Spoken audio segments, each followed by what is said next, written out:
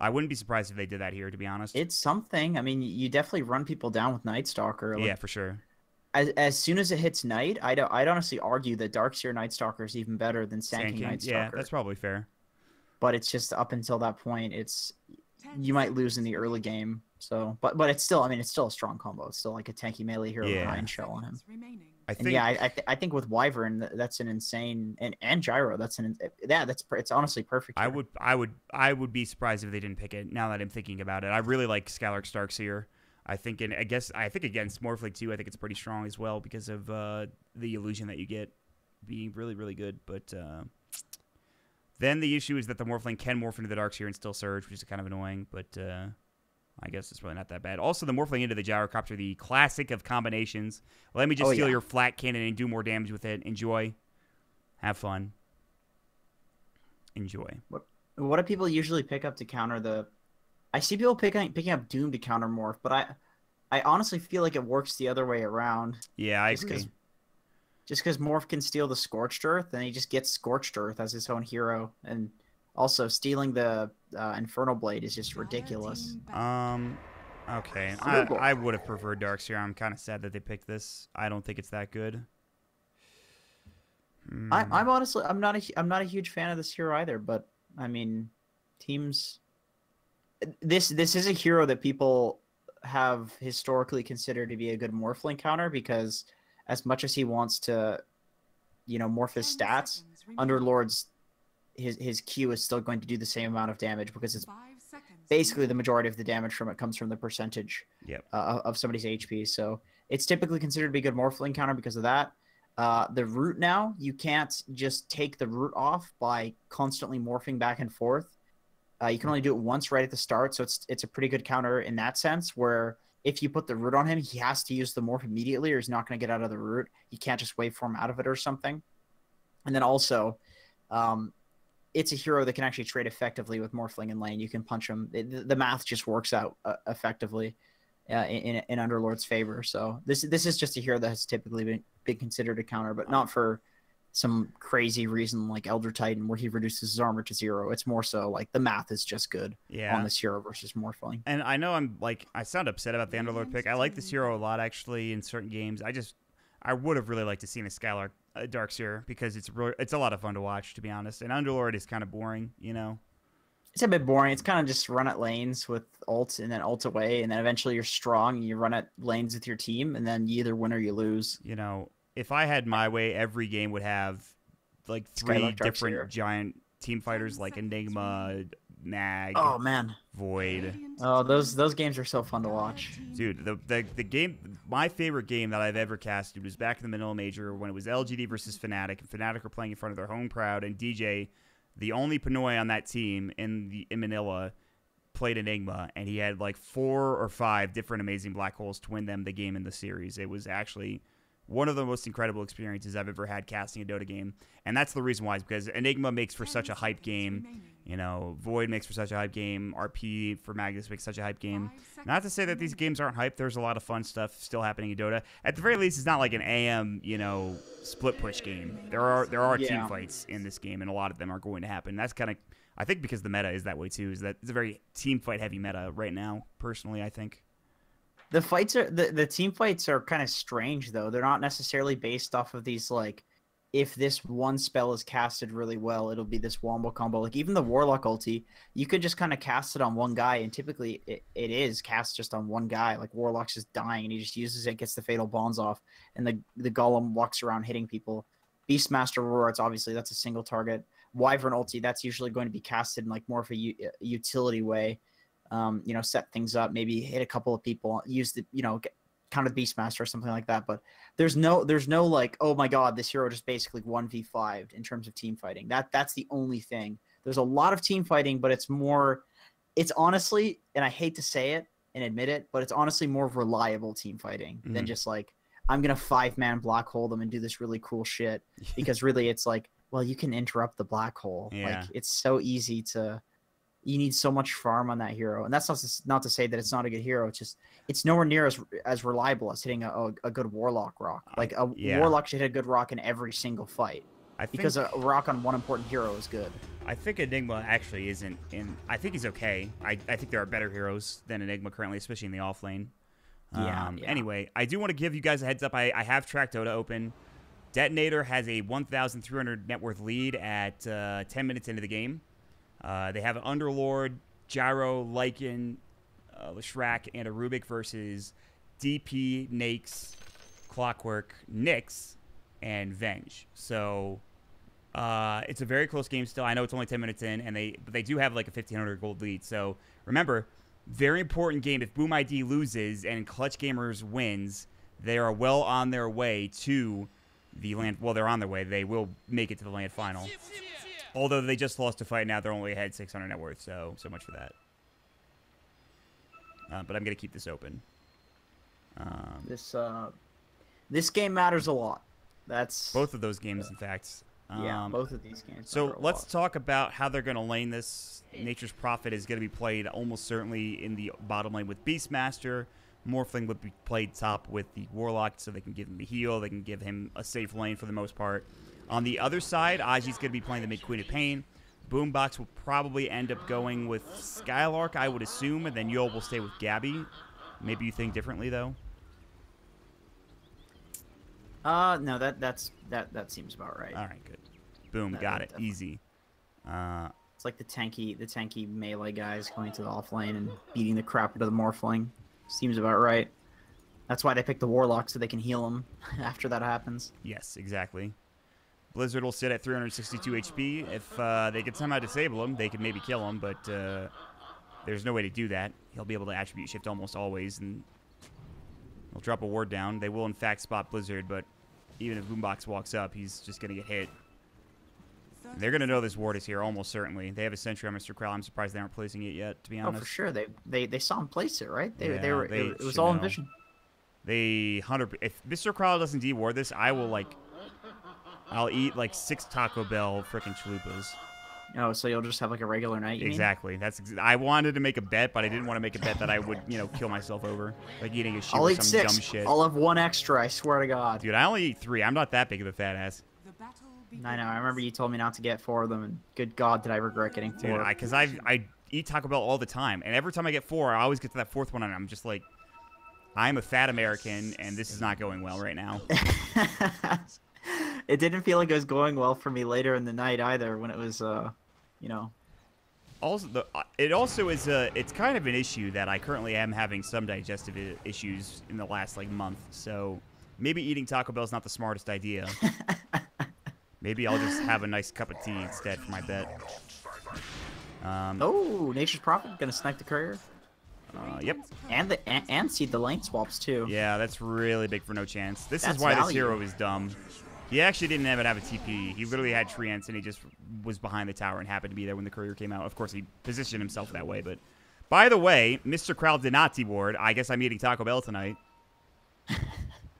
I guess I'll give him a time limit. Shucks. You're going to have to eat Taco Bell. You have 3 more minutes, Mr. Krell, to de-ward this. Look at this. The Morph and the Beastmaster are walking. They're walking between the lanes again. Yeah, because they don't want to TP. Oh, my God. It's so unfortunate. Doesn't this just make the game over? Blizzard's he has no experience. He's missing out on the I guess not, because Skylark also had to run too, so it's not that bad. Well, somehow they still have a gold advantage. I guess because the supports are last hitting anyway. This is awkward. And courier, of course. Tri-lane for Signify is going to come out now, which makes this a little harder for Clutch Gamers, but this means that this bottom lane is going to be kind of rough for Negi. Especially against Gyrocopter. If he gets Arctic burned and Gyrocopter just runs at him, he might just die. He needs to be careful. Oh yeah, level 3. I guarantee you this Beastmaster dies. But they're gonna put pressure on Skylark. I mean, he's very tanky. He's not tanky enough to survive all of this damage, so they need to be careful. He does have salve though. He does have salve. Yeah. The wave will push, which is good news. It's a double wave actually coming out for Signify. As long as Skylark doesn't, Firestorm, which he doesn't even have it, this will push in. And that's good news. That means that the supports, I don't know what they're doing now. They're gonna TP no chance. The courier dying is actually really significant because Aji, I guess he got the salve. I don't know how he got it, to be honest, but Negi is about to die. They didn't even need level 3. They just needed level... Oh, Gabby. Gabby, no! Gabby. Gabby. Oh, my God. He thought he killed him. Tilting. Agreed. And the Boom ID detonator update. Boom ID is now 1,500 net worth. They're probably going to win that game, to be honest. So I think we'll have a try. I think Clutch Gamers, I don't know. This is a tough team to fight into. I actually kind of like Signify's draft. I do, but Gabby's insane. Clutch Gamers are insane. That's the story of every game, though. We like the draft a lot. Yeah, that's how I've actually felt that way about, I'd say, 75% of Signify's drafts. They're good players. It's just they're not as good as Clutch Gamers are, who are, you know, SEA a fairly deep region right now too. So I think that Signify plays a little bit like they're pubbing, which is like individually they make good plays, but as a team they're I agree. A lot of like the chain feeding in the last game. What was that? Like you wouldn't see most teams doing that because they'd cut it off because they would have an idea of like, okay, as a team this isn't effective for our strategy. Yeah. But it was kind of like, you know, impulsively, if they're just acting individually, then yeah, you're going to have that impulse to do that. Oh, the Couriers. Okay, they have shield. Good job. It's a golden boy. Yep. Very golden boy. Remember, you know, by the way, it is shield, not glyph. Very important distinction. It's honestly kind of, it's a little bit messed up that Nature's Prophet is trying to kill the Nature's Prophet Courier. Like that's the Shagbark. That seems a little wrong to me. Shagbark's a cool courier. I don't think I have it. I think it's actually, I don't know if it's still worth a lot. Back in the day when there were a very small amount of couriers used to be worth a fuck ton of money. They were. I went to TI3, and TI3, the way you got like those couriers was you had cards that you would get at TI3 at Benaroya, and I had like 12 of them. I don't know where I got all of them. I think somebody gave it to me from Valve or something like that. Gabby will get first blood onto No Chance, by the way, and now Negi might be in trouble. He wants to kill Gabby, but I don't think he can. Rocket Barrage is back up. Negi might be dead. Never mind. They have Treants, so he's fine. But Gabby needs to back up. Treants are excellent against the. Although he's taking a lot of damage. He's fine. So yeah, I got like 12 different cards from. I think Spitwad got them for me. I'm pretty sure, or Grand or somebody. So I had all these couriers, and I sold them online for a lot of money. God, I remember those days. I went to TI4 with like $1,000 or something, and then ended up like I made a profit going to TI. Yep, that happened to me. TI3, TI4, and then I started. Then I didn't get invited to TI5, and I made not any money. And then I got invited to TI6, and I made a lot of money. So it was great. Maybe that's a nice progression. It's like the even year fallacy for me. TI6, yes. TI4, yes. TI5, no. TI6, yes. TI7, no. Is TI8 yes again? I don't know. We're gonna find out. Probably not. You're part of the hub. That's got to be a good sign. That's a Valve thing, right? Didn't Valve do that? It's mostly BTS, I think. Oh, BTS did that. Okay. Like we get certain, like Valve gives us certain regions to cast, but other than that, it's BTS decides whether or not they like. There are other casters that aren't at the hub that are casting the regions like Moxie and stuff. Negi's maybe alive. It's gonna be close. Last tick of the Rocket Barrage kills him actually, so that's pretty rough for him. That's not only his TP on cooldown, that is him having to walk back, and it's very. This is actually a pretty big lead for Clutch Gamers already, I would say. You know. And it's going to get even bigger because he's just walking to the lane. And this is actually pushing in for Gyrocopter. Although he's hitting creeps, so I guess looking to push this with the siege creep. And I feel like Gyro, when he gets a lead in the game, feels like a dominant hero. When he gets behind, he feels kind of useless, to be honest. I don't know. Maybe that's just my way of thinking. I guess you always still have your Rocket Barrage or your cooldown, so you can still be effective in fights. I don't know. It's just... I think it can sometimes feel like he's like tickling you, you know, like yeah. He's just poking, but then other times it feels like he's just a meat grinder. Blizzard, even with attribute shift, is taking a lot of damage. He actually turned it off and then he got it silenced. Negi's dead again. Uh-oh. Yep. That's the issue with walking back like that, is that you're giving the Gyro a 1-level lead, and 1 level on Gyro is like 200 more damage. Skylark is going to die, so both offlaners get dropped, but obviously Skylark having a much better time than Negi is. He's like 500 net worth ahead. So even though the thing is, Blizzard does counter the Gyrocopter, though, with the Morphling. Yes. The Morph is the Gyro counter. Theoretically. So. I mean, he is getting really good farm, too, so he should, yes, absolutely. And that's kind of why I kind of like Signify's draft, plus DP ulti. I know Death Prophet's not nearly as good of a hero as she used to be. She's still pretty strong, to be honest. I don't know. I'm not sure how this game is going to progress. If Mr. Crowl can get up his Warlock ulti and they fight around the Warlock ulti successfully, they can win this game, in my opinion. Wait. I'm so confused. What? Did you just see the Ursa just go and beat the crap out of Mr. Crow there? No.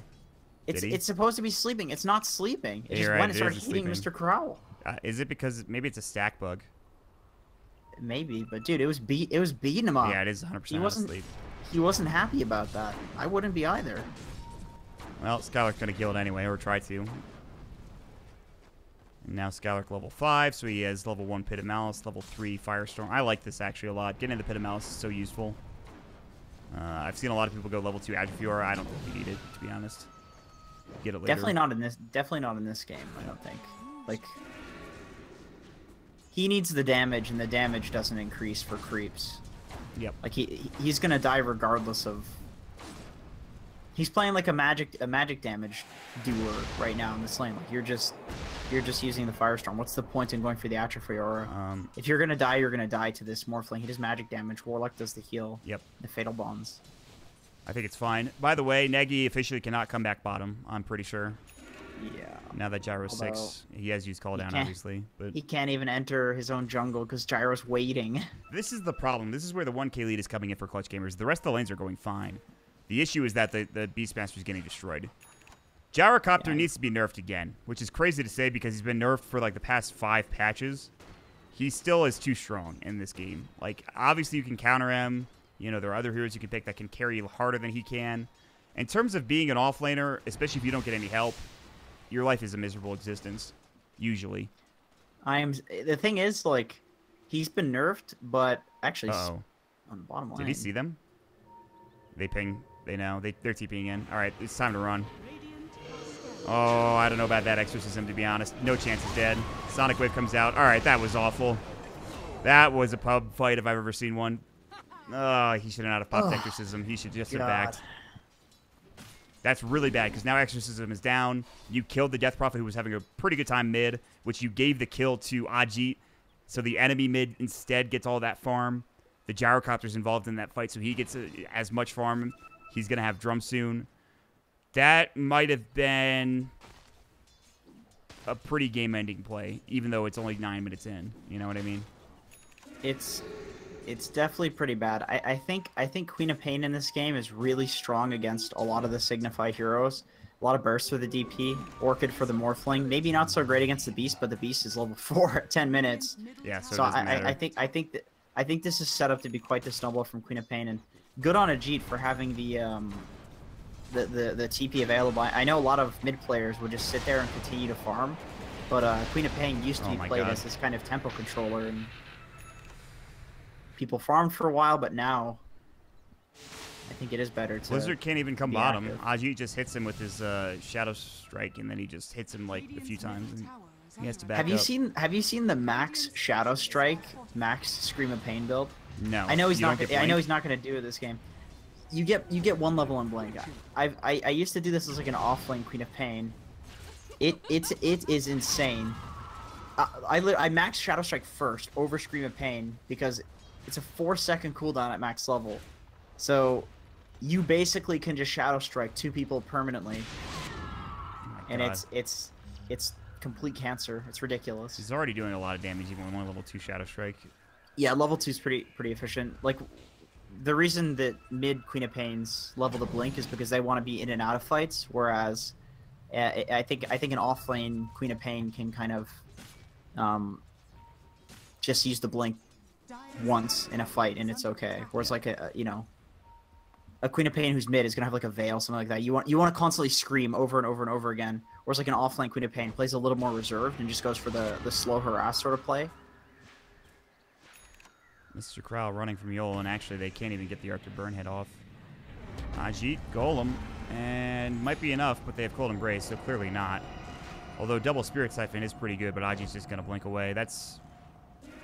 If they kill Yol, it's something, but that is Golem used for literally a support kill. That's really bad. At least he didn't use the... And no chance he's dead. So they're like still finding kills, honestly, and they're going to get the tower probably top as well. For sure. They got Drums a killer. Exorcism is back up for DP. She just got enough mana for it. And Ajit has Sonic Wave, so it's good if they can take the tower with the Golem, which does a lot of damage. They're going to TP They're looking Okay, so yeah, they're looking to defend this. I almost feel like they should just be pushing the mid lane. Okay, this actually is really bad. I didn't think they were gonna. Wow, Blizzard is actually going toe to toe with Aji, and Aji is losing the fight. They have to Winter's Curse. They do get the tower, but no chance. Should die to Gabby. Another Rocket Barrage is up, and then that should be the kill. Blizzard jumps back in with the Quap, with the Morph. And actually, Gabby's in trouble. Wow, this is huge. This is a really big turnaround. Yeah, this is something similar to what we saw in Game 1 when Signify lost that fight. This is kind of what's happening to, I think, no Clutch chances Gamers. that again.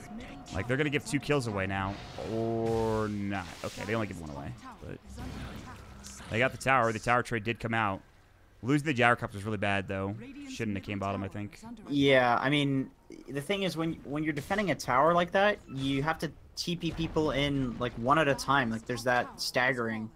And it makes it so much easier for the enemy team to fight you. And then, on top of that, even if you take a 1-for-1 trade, you're still losing your objective. So it's just, like, it's so dangerous to do that unless you're really, really confident. So clearly, they're very confident in this game, which I can understand given the position that they're in. Given the momentum that they had in the last game, but obviously it did not pan out for them there. Like he said, this is the perfect time to fight for them. Right around. I like that they're pushing. Like, I like that they're being aggressive instead of defensive. Well, exactly they know Golem and DP ulti are down. There's no reason not to, even though they don't have the best pushing team. This is still a perfect time for them to go at this point. Yeah, may as well take that map control when they clearly can take it right now. So they'll get the tier 1 mid, which is really big tower. They've already gotten the tier 1 top. Now, next objective would be tier 1 bottom. Jita 1700 gold. I wonder what he's going to buy in this game. I love the bottle on Quap too. I think a lot of people don't go bottles anymore, but on Queen of Pain you can secure those runes so easily. Skylark washed up a little far. Luckily, they're very tanky, and Negi's dead. The counter. Aji going to jump in. He has Sonic Wave. Mr. Crow looks to be dead. They're going to deny him, though. Denied. Good deny. Blizzard does so much damage that it's really easy. Dude, they were so quick to deny him. Like, they're like, oh, we're going to get him. Yeah. Like, that was level deny. 40% HP. Ajit is saving a lot of gold. I actually have no idea what he's saving for, but probably either Veil or Orchid, I would assume. Orchid? Yeah. Orchid. There is one nice thing you can do with the Orchid is if you don't. I don't know if he's going to do this because this is like very few players do this, and I don't even know if it's good. I just know a lot of players sometimes will hold all the Orchid components and not show them at all, and then at once you'll have the Orchid reveal, and you'll kill somebody like a Morphling that otherwise you couldn't have. Yeah, I think that's fine. It can be kind of ridiculous, but I don't know if he'll do it. Like I said, I think that's a specific player thing, and nice reaction from Ajit. Quick blink, yeah. There's no way he that roar should have gone way earlier. Skylark's also Dark Rifting out, which was a nice play. There's no way they can kill him. If he turns it all there on Queen of Pain, he gets roared. So yes. It's good that he just immediately blinks forward. Very important, because now Ajit will continue to get more gold and get towards his next Oblivion staff, which he already has one of, which is nice. So he's gonna bring it out. It looks like, instead of doing what you thought he was, or what you said people do sometimes. Honestly, that makes sense. It's like it's stats. Like it's really good stats. He may as well do it. And it's pretty obvious that Queen of Pain would build an Orchid this game. I just know you can catch some people. You can catch people off guard and get some really nice kills by doing the other sort of thing. But it's a player thing. Oh, that is a Beastmaster TPing, or sorry, Night Stalker TPing right into the entire enemy team. He's still alive for now, but he's gonna die. Time wasted, at least. Yeah, more room for Gabby top. It's running really well. Morphling is getting to the Lincoln Sphere, though, and it's a bit dangerous. We can get to it. God. If you're Swifty at this point, you almost don't even want to use the Exorcism until you have the level 12, because you're not going to have it off cooldown for so long afterwards. Yep. Like, you may as well just wait and then use it with the level 12. Oh my god, I actually cannot believe he did that. Did you do the ult into Scream? No, he had a ward here. The Morphling was at 50% HP farming this ancient camp. The Queen of Pain walked right here, stood there for half a second, Sonic waved, and the Morphling just died. Scream. No, he just Sonic waved and he died. That was it. He literally just drive by Sonic waved the Morphling, and that is... Oh, he was sitting at 560 HP. Okay, well... Yes. He was half HP from whatever his max total was. So probably like 200 or something. That's definitely That's definitely greedy. And then they dewarded immediately. They pinged it. They were like, "Yep, there's a ward there." Okay, that's worth the ward. That's for that's sure, for 100%. sure worth the ward. That Quap just catapulted to the top of the net Oh my worthless. god, Night Stalker again. Her Oh no. Her Orchid is done if she can get the. She get a TP in time with the Orchid. Oh my god, she's not actually gonna get the Orchid before. Oh, that's so triggering. Now the Exorcism comes good, Curse, but this is actually kind of a tricky fight. Golem's dropped, but Swifty's still dead. Now Nagy's going to fall. Blizzard's going to come in and try to clean this up, and he might be able to. No chance of fall. Aji gets a double kill as Courier finally delivers the Orchid. He can come back in. Skylark going to get chased down. He'll drop the Firestorm onto Blizzard, who takes a lot of damage. Gabby going to chase after Mr. Krell. There's really no way, like, you should keep going here, and they will get a wow. That's like 4 dead all of a sudden. Triple kill for Aji. Gabby gets the other one. Orchid onto the Morphling, the Pit of Malice. They don't have Sonic Wave. They don't need it, I don't think. Homing Missile will hit. They're going to auto-attack him like 3 times. Aji has an Ultra Kill. This game feels pretty over, to be honest. Yeah, that looked like a pretty good escape, but the Queen of Pain just has too much chasing. Like, that was close. That was close. That's one of those things where it's like I don't even know if that was Clutch Gamers playing that really well. It just kind of turned out in their favor, which obviously was helped by the fact that they have such an advantage right now because they played really well. But I almost feel like that just turned out perfectly for them. Like the Queen of Pain blinking in, having 2 people that were just about to finish their TPs, breaking those by virtue of just killing them, and then running after the Morphling, who was rocketed. I believe the rocket actually switched from somebody else to the Morphling. He doesn't have his Lincoln Sphere, so he could have been rocketed, but still, it's like, if those 2 heroes take any longer to kill than they did, Morphling escapes there. If they're like a fraction of a second later, those 2 heroes TP out, Morphling might escape, he might die, but still, like, they got everybody there. Like, it was so bad for Signify. It's only going to get worse. Gabby is going to have a 19-minute Phase Drum Aquila Wand Aghanim Scepter. So there's that. It's pretty farm. Which makes him pretty difficult to deal with. Yeah, he's not only tanky, but he'll also deal more damage. They used both Exorcism as well as the Golem in that fight, so they can't do anything other than farm their own side of the jungle.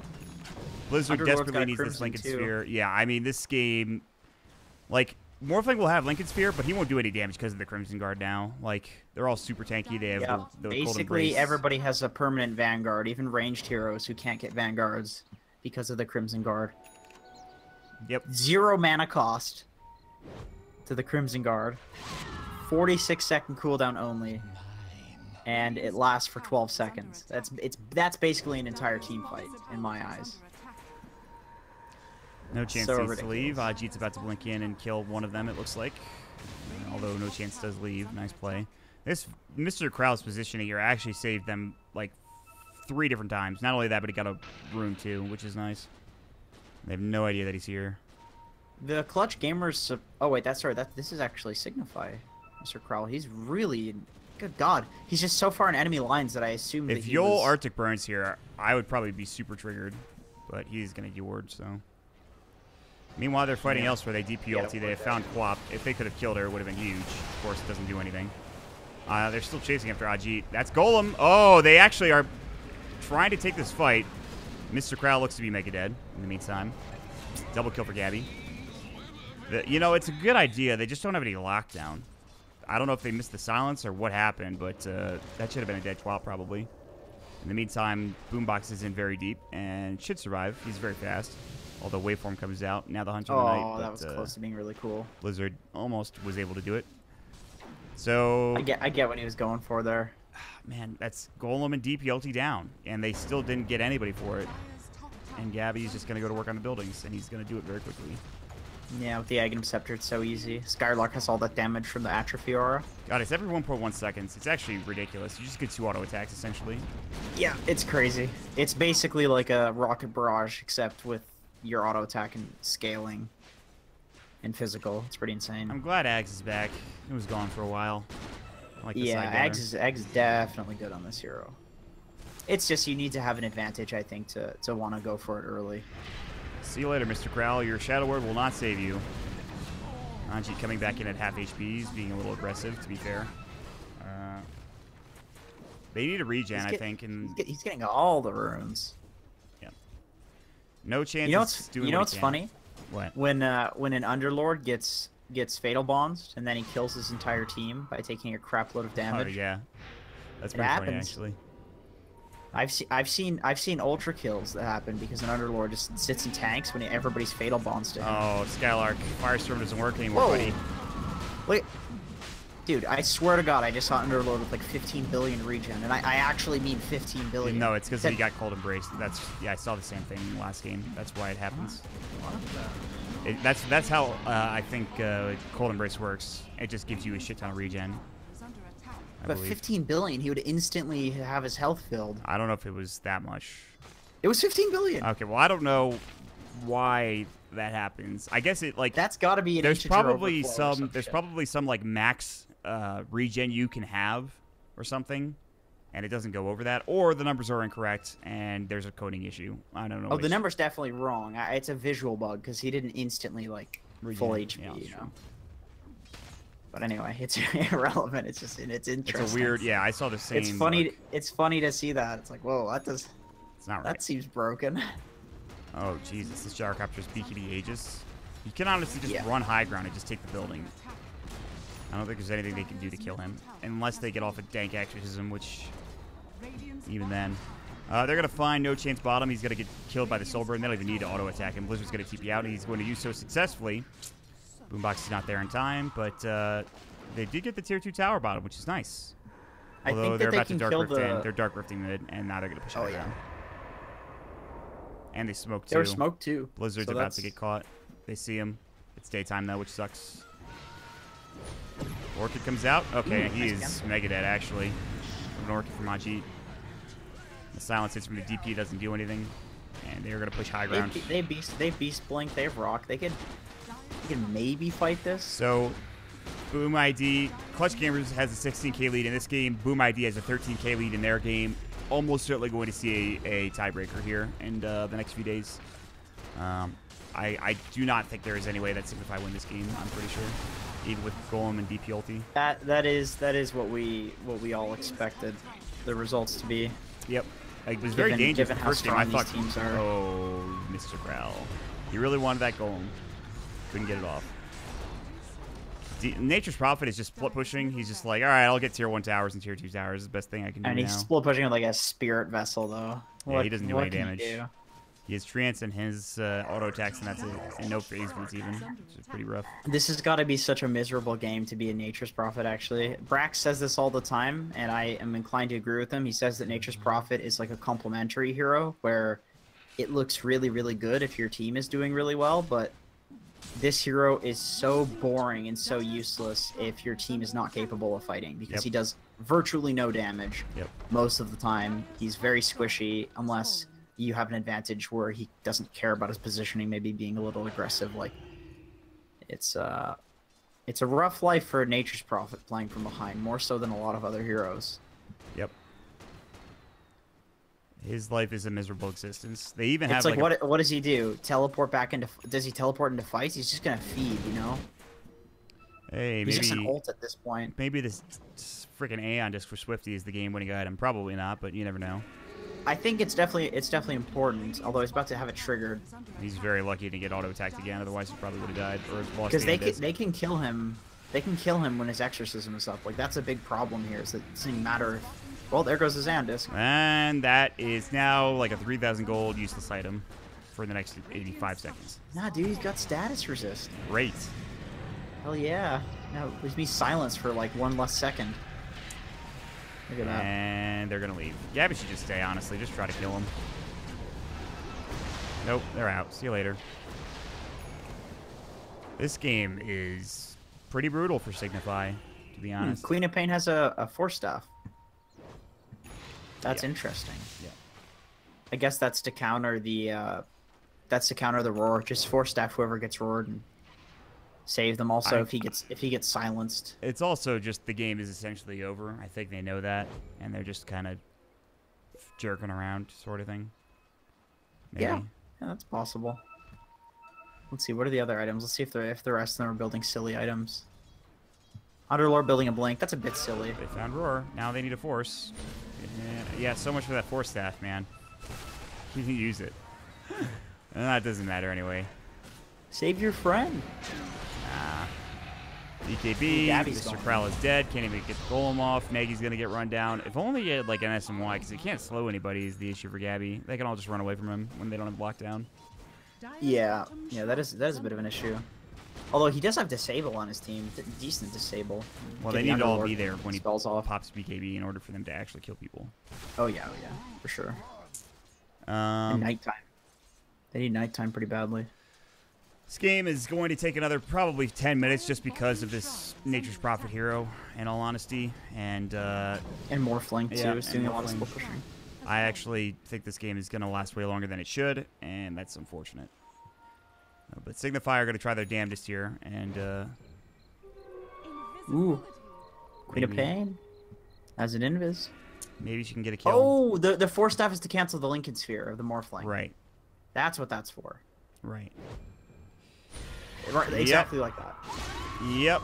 He's probably thinking, why does this right. Quap have a freaking Force Staff? And well, it's to instantly cancel it. That makes sense. I would have gotten Yule's, considering it works well against silences for yourself. Well, he can build this into a Dragonlance too, and it's pretty good for, like, he's going to right click build. He's got 25 damage and 40 attack speed. All right, well, I think it's okay. This is probably where the game should end. They can golem into DP ults, but Gyro has now a Mjolnir. His Aegis is gone, but it doesn't really matter. They're going to take this Rax anyway. The tier 2 is there. Oh, Jesus Christ. Yeah, they're all dead. Lord have mercy. Swifty is about to get his Aeondis triggered again, and there it goes. Oh, that's a 3,000 gold They item. could just push tier 4s, honestly. I think they could just finish this game. Well, maybe not. All the heroes are buying back. They're going to clear up some of the crappier buildings in the base that don't do anything. And no chance does take the tier 2 tower, which is something at least, you know. It's better than nothing. I want to see what Odjit buys next. Probably like a Mjolnir or something. That sounds pretty accurate actually with this build. I don't know. It might not even get to that point. No chance is Veeder hammering the bottom lane. He's actually forcing them to fight. DP ulti. Okay, call down. DP ulti. This is a dead Morphling. It should be. He's actually attribute shifting a lot, but they're still all dead now, and that's DP ulti and Golem down, and GG's called. So the game doesn't go on another 10 minutes, thankfully. It ends pretty quickly, and Clutch Gamers have secured themselves at least a tie in the top spot at the very least. So there's two things that this means, right? Number one, Clutch Gamers is going to be tie breaking against Boom ID, and then also Signify is out, right?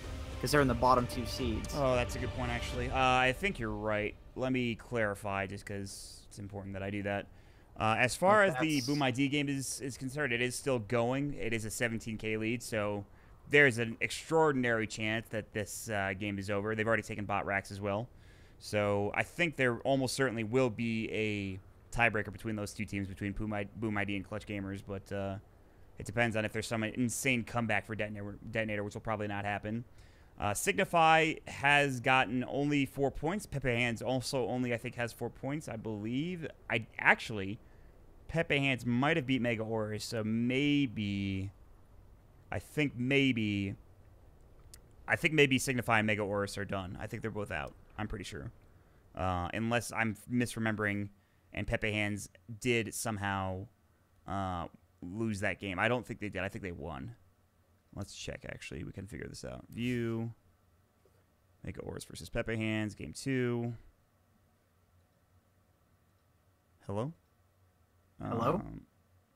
I guess the replay's not working for Game 2. It looks like Signify actually tied with PP Hands. Which well, but the